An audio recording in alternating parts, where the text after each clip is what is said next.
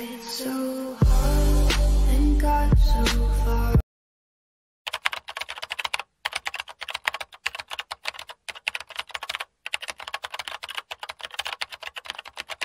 Ini hati-hati buat yang ngambil uang di ATM kalau ada seperti ini nih.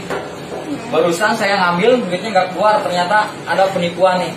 Saya ambil, ternyata duitnya ada di dalam. Ini saya buka ya. Tuh. Ini hati-hati nih. Ini orang jahat, niat jahat. Mudah-mudahan duitnya keluar. Tadi alhamdulillah saya ambil 150.000, alhamdulillah untungnya keluar. Ini hati-hati nih. Hati-hati banget. Ternyata ini bisa. Dan orang pom bensin nyangkanya tadi bilangnya apanya habis lah, entah duitnya habis ya. Ini hati-hati.